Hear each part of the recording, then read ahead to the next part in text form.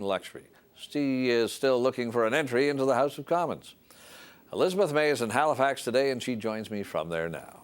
Elizabeth May, compliments of the season. I know you've been campaigning hard all year. I take it you're going to take a break at Christmas. But as you look back over your year and your arrangement early on with Stéphane Dion about who would run in your riding, how do you feel the year has gone? Because the public opinion polls show you still around 12% nationally.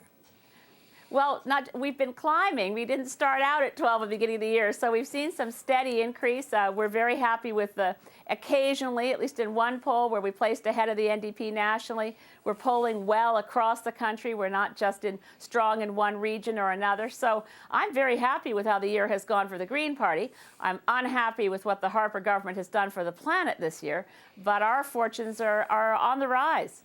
So when you saw the Bali meeting on greenhouse gases and global warming, did you say this is going to be a good political issue for the Green Party, or did you think everybody now is on that issue and it's not really yours anymore?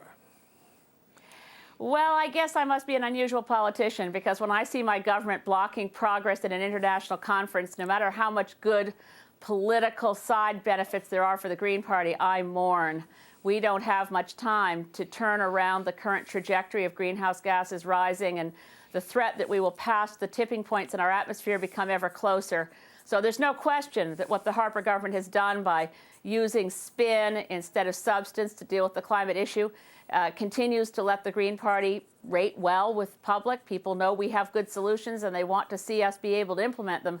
But I'd be a much happier human being if Mr. Harper understood this issue and had delivered on what Canadians want, because we really don't have time for politics on this one. But I know what you think about the government's plan, and the plan, it says, is still evolving, but it does at least have a program.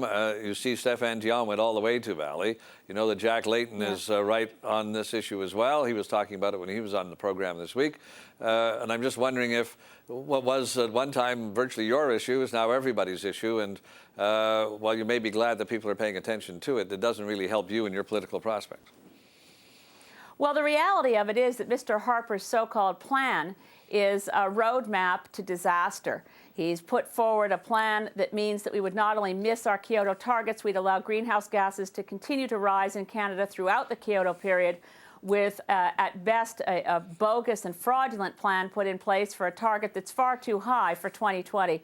I think what Bali did was expose to Canadians, anyone who had any lingering doubts that the Harper government might actually come around on this issue, those were completely smashed by seeing John Baird totally isolated, only the United States taking the kind of obstructionist positions that Canada took.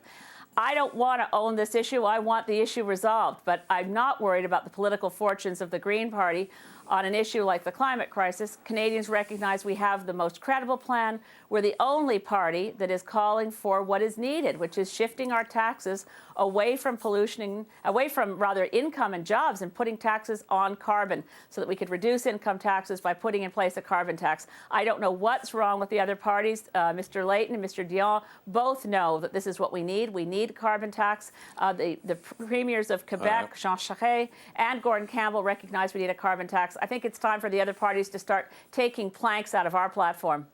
Well, the Green Party can't be just about the environment. I guess everybody realizes that, although some people think of you as that. But I know that you've tried to portray yourselves as being somewhat different than the other parties. But when I saw you the other day complaining about the maintenance contract for some airplanes in Halifax, the Auroras, and that they're not going ahead with all of the planes and all of the maintenance, and keeping in mind that you're running against the defense minister in your riding, or actually in his riding, you'd like to make it your riding, it sounded to me a bit like regional pork barrel politics, Elizabeth May, and not too different from anything I've heard from any other politician. So at the bottom, is politics the same whether you're in the Green Party or not?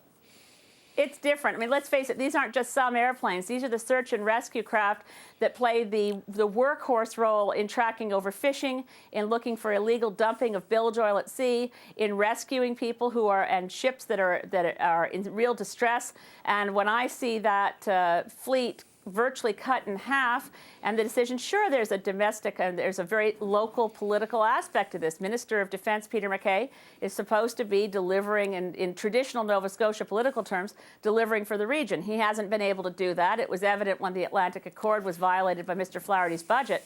But there are legitimate reasons to be asking questions. What will replace the 8 planes they don't plan to refurbish? That is not the full fleet that the Air Force originally asked for. It was a smaller order initially back when the Aurora planes were first bought. It's not adequate for the job, and we're talking about Harper government's much trumpeted concern for the North. These planes also do search and rescue in the Arctic. So it's a really serious issue. But in terms of whether politics is different with the Green Party, all I can tell you is I'll just tell the truth all the time, and partisanship be damned. Okay, well, you're not in the House. You don't have a vote. You can't defeat the government. But are you itching for an election? I know you've been nominated now for quite a while. Yeah. And would you like the 3 opposition parties to get together on a confidence vote, trigger an election as soon as possible? I certainly would. I think we need to get to the polls. We need to get rid of the Harper government. We need to allow Canadians a chance in a really substantive political election campaign. We haven't had one in a long time, and that's why, as leader of the Green Party, I want to be in the leaders' debate, is to be able to ensure that we're not allowing spin to triumph over substance ever again, that we get to substantive issues, that we talk about solutions, and that as a leader in the leaders' debate, my goal will be to make sure democracy really has the tools it needs, and the positions that Mr. Harper has, the positions of Mr. Dion, of Mr. Layton, and Mr. Duceppe are really explained, and that they can then compare them with the Green Party policies and have a full and rich debate about issues, and then cast their ballots to make sure that we have a country that's moving in the right direction again. Elizabeth May, thanks for your time now. Merry Christmas, and I'm sure Merry we'll Christmas, be talking Happy in 2008. New Year. Thank you. Best of the season.